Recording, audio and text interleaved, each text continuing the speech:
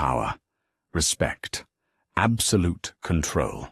When you run the most dangerous syndicate in New York, you expect everyone to bow. But Dominic Costa never anticipated that his biggest humiliation and greatest obsession would come from a fat waitress in a cramped Manhattan restaurant who spoke his mother tongue flawlessly.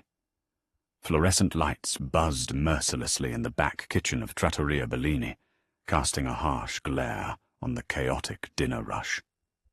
Chloe wiped a bead of sweat from her forehead with the back of a flour-dusted wrist.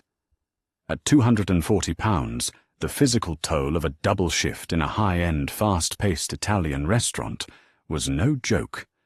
Her thick thighs chafed beneath the cheap black fabric of her uniform skirt, and her lower back throbbed with a dull, persistent ache that she had long ago learned to ignore. She was undeniably fat, a fact she carried with a mixture of quiet acceptance and the occasional sharp sting of societal judgment. But what Chloe lacked in conventional runway-ready aesthetics, she made up for in sheer unstoppable competence. Navigating the cramped spaces between tables, Chloe balanced 3 scalding plates of veal ossobuco on her left arm and a massive tray of antipasti in her right hand. She knew the menu backward and forward. More importantly, she knew the neighborhood. Trattoria Bellini wasn't just a place for wealthy tourists on Fifth Avenue. It was a known neutral ground for some of the city's most ruthless men. Tonight, the air in the main dining room was entirely sucked out by the arrival of a single party. Dominic Costa didn't walk into rooms, he claimed them. Heir to the Costa family, a syndicate with deep, bloody roots tying back to the old-world Cosa Nostra in Palermo. Dominic was a man sculpted from violence and expensive tastes. He wore a custom-tailored charcoal Brioni suit that clung to his broad shoulders, his dark hair slicked back impeccably. Flanked by his 2 top lieutenants, Luca and Vincent Dominic moved with the predatory grace of a man who held the city's lifeblood in his hands. Whispers rippled through the restaurant. Cutlery was set down quietly. Diners suddenly found their own shoes deeply fascinating, terrified of making accidental eye contact. The maître d', a usually pompous man named Leo, practically tripped over his own feet, rushing to guide Dominic's party to the VIP booth, tucked in the shadowy corner of the restaurant. Chloe was assigned to their section. "Don't mess this up, Chloe." Leo hissed, his face pale and slick with nervous sweat as he intercepted her near the espresso machine. "That's Costa, Dominic Costa. If his wine is poured wrong, or if his steak is overcooked, he won't just leave a bad Yelp review. He'll burn this place to the ground with us inside it." "I know who he is, Leo," Chloe replied, her voice steady. She grabbed a fresh cloth, adjusted her apron over her wide hips, and took a deep breath. She wasn't intimidated by men in expensive suits. She had spent a decade of her childhood in a small coastal town near Catania, Sicily, living in hiding with her late father, a disgraced forensic accountant who had crossed the wrong people. She knew the Mafia. She knew their posturing, their unspoken rules, and most importantly, she knew their language. Approaching the table, Chloe kept her expression perfectly neutral. Dominic sat at the center of the booth, leaning back against the red leather, casually twirling a heavy silver lighter between his long fingers. Luca and Vincent flanked him, their eyes scanning the room like hawks. "Good evening, gentlemen," Chloe said, producing a notepad. "Welcome to Trattoria Bellini. Can I start you off with some sparkling water or a bottle from our reserve list?" Dominic didn't look up immediately. He finished lighting a thick imported cigar blatantly, ignoring the city's indoor smoking laws, knowing nobody would dare enforce them on him.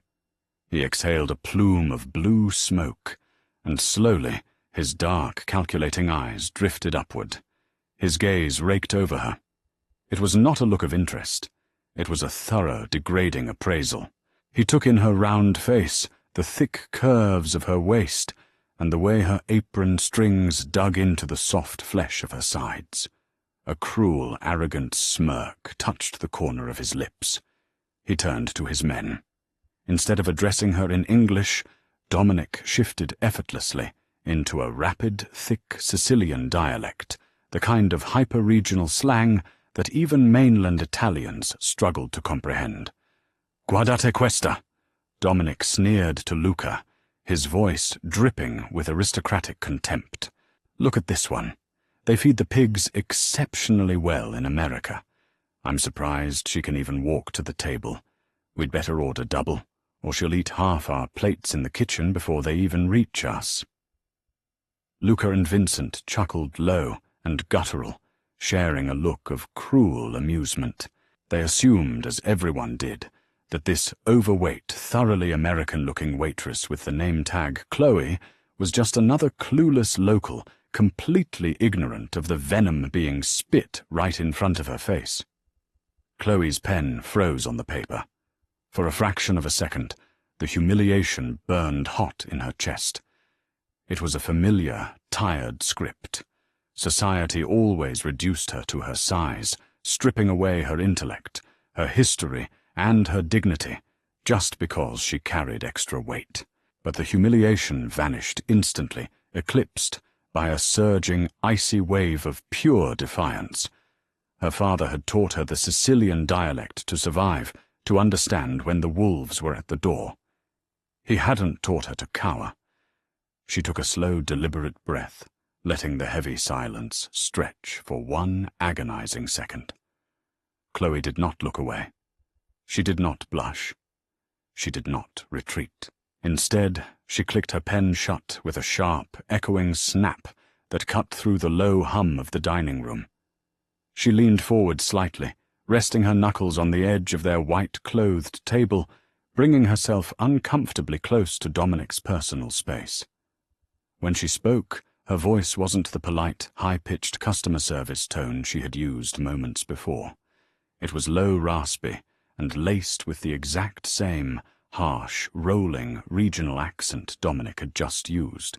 "Se prestassi tanta attenzione alle tue buone maniere, quanto al mio girovita, Don Costa." Chloe fired back her Sicilian absolutely flawless, the rolling R's, and clipped vowels hitting the air like pistol shots. "If you paid as much attention to your manners as you do to my waistline, Don Costa, you wouldn't be eating at a table by the kitchen door like a peasant." The effect was instantaneous. Vincent choked on his glass of water, coughing violently into his napkin. Luca's hand immediately dropped beneath the table, his instinctual reaction to a perceived threat, sending his fingers straight to the grip of his concealed firearm. But Dominic froze. The silver lighter slipped from his fingers, clattering loudly against the fine china on the table. The cruel smirk was violently wiped from his face, replaced by an expression of pure, unadulterated shock. His dark eyes widened, snapping up to meet hers. For the first time all evening, he wasn't looking at a fat waitress. He was looking at a ghost. He was looking at an equal. The heavy, oppressive silence stretched between them. The surrounding tables seemed to vanish. "Chi diavolo sei?" Dominic demanded, his voice dropping an octave, slipping back into the dialect. "Who the hell are you?" "I am the woman taking your order," Chloe replied in English, seamlessly shifting back to her professional demeanor, though her eyes blazed with unapologetic fire. "Now, we have a fantastic tomahawk ribeye on special tonight. Or if you're worried about my appetite, I can bring you a simple garden salad. Your choice." Luca half stood his face, turning an angry shade of crimson. "You insolent little—" "Sit down, Luca," Dominic commanded softly. He didn't raise his voice, but the absolute authority in his tone caused his lieutenant to drop back into the booth instantly. Dominic's eyes never left Chloe's. The initial shock was melting away, slowly replaced by a burning, intense curiosity. The air crackled with a sudden, dangerous electricity, He leaned forward, bracing his elbows on the table, studying the fierce defiance in her round face, the set of her jaw, the way she refused to break eye contact, despite knowing exactly who he was and what he was capable of. Women in his world were usually slender, heavily manicured, and terrifyingly submissive. They agreed with him. They feared him. This woman did neither. "Catania," Dominic murmured, testing the sound of the word.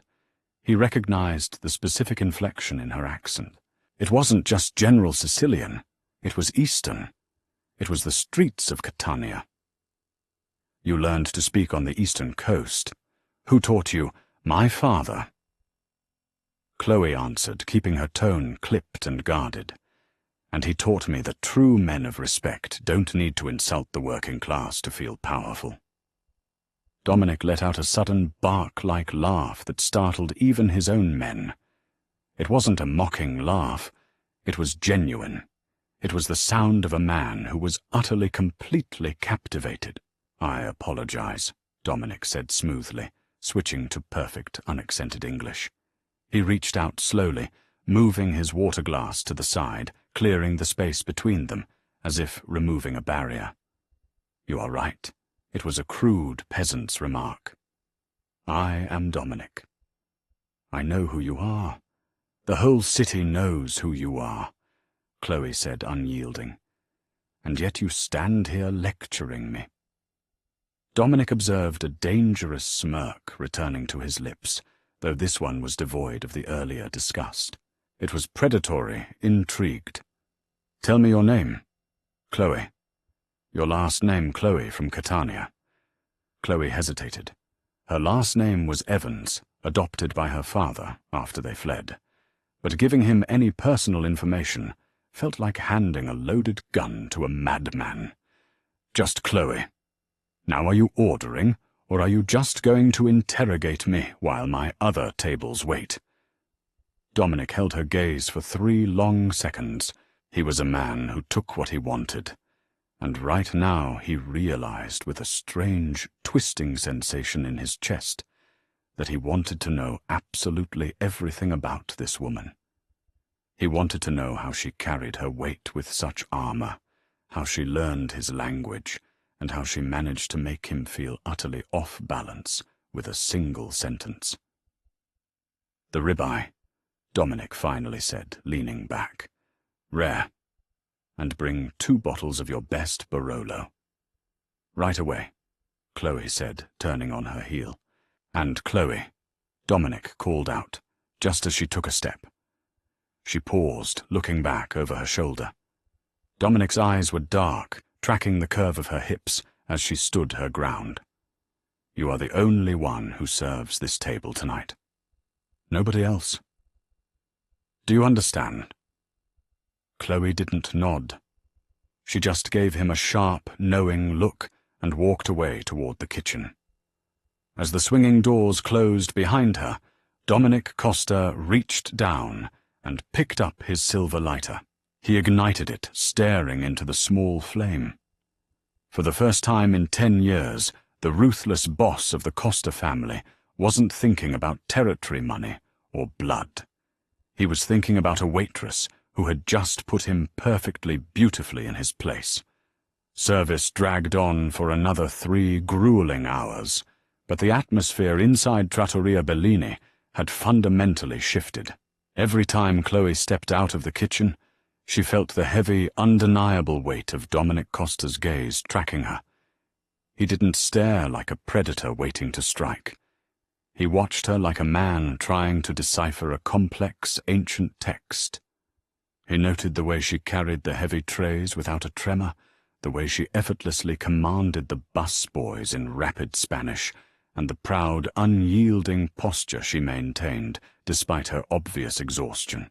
When Dominic's party finally rose to leave just past midnight, Leo the maître d'hôte practically bowed them out. Dominic didn't spare Leo a single glance. He walked straight up to Chloe, who was wiping down a nearby table. He reached into the inner breast pocket of his bespoke suit, pulled out a thick linen envelope, and slid it onto the polished wood under her rag. "For the exceptional service. Dominic murmured, his voice a low rumble. And the education. Before she could respond, he was gone, sweeping out the glass doors onto Fifth Avenue, with Luca and Vincent trailing like shadows. Chloe opened the envelope. Inside was a stack of crisp $100 bills, easily $5,000, and a sleek black business card with a single gold-embossed phone number on it. Nothing else. By 2 a.m., the restaurant was locked, and Chloe stepped out into the biting chill of a New York November. Rain had begun to fall in icy, stinging sheets, slicking the pavement of West 46th Street. She pulled her worn wool coat tightly around her generous curves, exhausted to her very bones. Her apartment in Astoria, Queens, felt like 1,000,000 miles away. A sleek, midnight black Lincoln Navigator suddenly idled to the curb beside her, its tires hissing against the wet asphalt. The tinted rear window rolled down with a soft mechanical hum, revealing Dominic Costa in the dimly lit leather interior. "Get in, Chloe," he said. It wasn't a request, it was a statement of fact. "I take the N train, Don Costa. I don't get into cars with the syndicate," she replied, gripping her oversized tote bag, the rainwater, already flattening her hair against her cheeks. "It's pouring and the N train is stalled at Queensboro Plaza due to a signal failure." Dominic countered, opening the heavy door from the inside. "I am not asking you to join the family. I am offering a woman who works on her feet all night a dry ride home. Do not insult my hospitality twice in one evening." Chloe hesitated. Her feet were screaming in agony, and the cold was seeping through her shoes.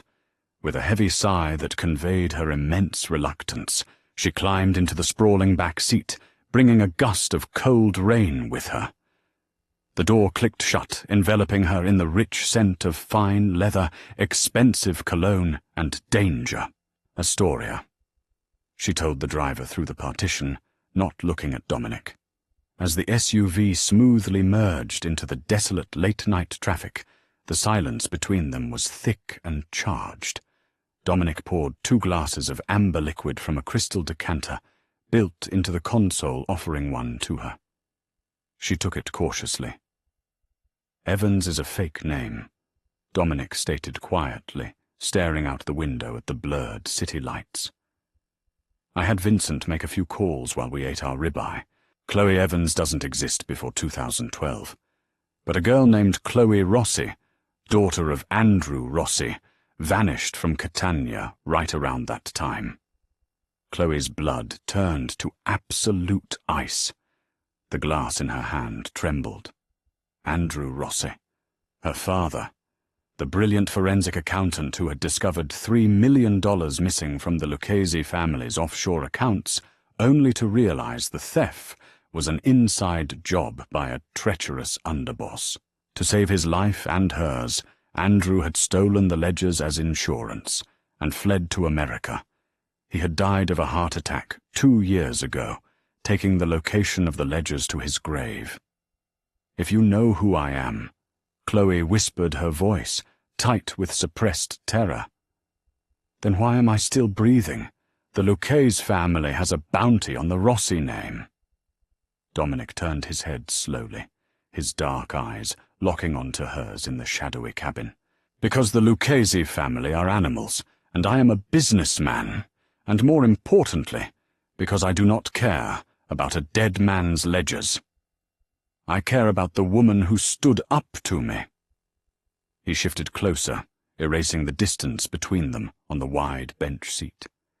He reached out his large, warm hand, gently taking the trembling glass from her fingers and setting it aside. His gaze dropped to her waist, then back up to her eyes. "You carry a heavy burden, Chloe," Dominic said softly. "You hide in plain sight, making yourself invisible in a city that only values thin, fragile illusions. But you are not an illusion. You are substantial. You are brilliant. You are real." To her shock, his hand came to rest lightly on her thick thigh, a gesture not of aggression, but of profound reverence. He wasn't disgusted by her size. He was captivated by her gravity. "I don't need your protection," Chloe said, though her voice wavered at his touch. "You don't," Dominic agreed, a fierce smile playing on his lips. "But you are going to let me court you anyway." 3 weeks passed, and the underworld of New York City quietly began to shift on its axis. Dominic Costa was relentless. He didn't send her superficial bouquets of roses. He sent her things she actually valued. First, it was a first-edition copy of an Italian cookbook she had mentioned in passing. Then it was a deed to a small, struggling bakery in Brooklyn that had belonged to a friend of her late father, the mortgage mysteriously paid off in full. He visited Trattoria Bellini every Tuesday and Friday, sitting in her section, speaking to her in rapid-fire Catanian dialect, slowly peeling back the layers of her defensive armor. Chloe found herself falling for the ruthless mob boss. Beneath the violence and the bespoke suits, Dominic was an intellect who matched her own. He respected her mind, and in the dark, quiet corners of his penthouse overlooking Central Park, he worshipped her body with a devastating, consuming passion that made her forget every cruel insult she had ever endured about her weight. But not everyone was enchanted by the new arrangement. Luca, Dominic's fiercely traditional lieutenant, viewed Chloe as a massive liability. He couldn't fathom why the Don was obsessed with an overweight working-class waitress who happened to be the daughter of a marked man. To Luca, Chloe was a spy, a Lucchese plant waiting to destroy the Costa Empire from the inside. On a Tuesday night when Trattoria Bellini was closed for renovations, funded entirely off the books by Dominic, Chloe was alone in the kitchen, testing a new recipe for ricotta cannoli. The heavy steel door at the back of the alley groaned open. Chloe didn't turn around immediately, assuming it was the night delivery driver. "Put the flour by the walk-in. Please," she called out. The distinct click of a pistol hammer being pulled back echoed through the tiled kitchen. Chloe froze. She turned slowly to see Luca standing by the prep tables, his silencer-equipped Glock pointed directly at her chest. His face was twisted in a mask of pure hatred. "The boss has lost his mind," Luca spat, stepping further into the fluorescent light. "He's weak. He's letting a fat, worthless rat from Catania dictate his moves. The Lucchese family reached out to me today, Chloe. They know you're alive. They know who your father was. They offered us a truce new territory in Brooklyn if we just hand you over." Chloe's heart hammered against her ribs, but the survival instincts her father had beaten into her flared to life. She didn't scream. She slowly wiped her flour-covered hands on her apron, and Dominic said no. Chloe deduced, keeping her eyes locked on Luca's weapon. "Dominic told them to go to hell," Luca snarled. "He's going to start a war over you, a war we can't afford. So I am going to fix this. I am going to put a bullet in your head, dump you in the East River, and tell the boss the Lucchese's got to you first." "Luca," Chloe said, her voice dropping into that icy, commanding Sicilian tone she had used on her very first night. "You are making a colossal mistake. You think my weight makes me slow. You think my apron makes me helpless." "I think you talk too much," Luca snapped, raising the gun. Chloe didn't wait for him to pull the trigger. With terrifying speed, fueled by pure adrenaline, her hand shot out, grabbing a massive, searing hot cast-iron skillet resting on the industrial stove beside her. In one fluid motion, she hurled the heavy pan and the pool of boiling duck fat inside it, directly at Luca's face. Luca screamed a horrific gurgling sound as the boiling oil caught him across the eyes and neck. The gun went off wildly, the bullet shattering the espresso machine behind Chloe in an explosion of ceramic and steam. Blinded and in agonizing pain, Luca dropped the weapon, clawing at his blistered face. Chloe didn't hesitate. She grabbed a solid wooden rolling pin from the counter, closed the distance, and swung it with all her considerable weight, cracking it hard against the side of Luca's knee. He collapsed to the floor, whimpering, utterly neutralized by the woman he had just called a worthless rat. The back door suddenly slammed open again. Dominic burst into the kitchen, his own weapon drawn, his chest heaving with Vincent right behind him. He had tracked Luca's phone, suspecting a betrayal, but he expected to find a tragedy. Instead, Dominic froze in his tracks. The scene before him was straight out of a Renaissance painting of vengeance. Luca was writhing on the floor, groaning in agony. Standing over him, breathing heavily, flour dusting her face, and a massive wooden rolling pin clutched in her hand like a scepter was Chloe. She was completely unharmed, her dark eyes blazing with a ferocity that took Dominic's breath away. Vincent lowered his gun, his mouth hanging open in sheer disbelief. He looked at the 240-pound waitress, then down at the seasoned Mafia hitman crying on the floor. Dominic slowly holstered his weapon. A slow, dark, incredibly proud smile spread across his face. He walked past the moaning Luca, not even giving his former lieutenant a second glance, and stepped up to Chloe. He gently took the rolling pin from her grip and tossed it onto a metal prep table with a loud clatter. "I told you." Chloe breathed her hands, shaking slightly now that the adrenaline was fading. "I don't need your protection." "I know, Mia Regina," Dominic murmured, cupping her round face in his large hands. "My queen. I know. You are the most terrifying, magnificent creature I have ever known." He kissed her deeply and fiercely, amidst the smell of gunpowder, shattered espresso, and hot oil. It was a seal of absolute devotion. Dominic broke the kiss and looked down at Luca. His voice turned to cold steel. "Vincent, clean this garbage up.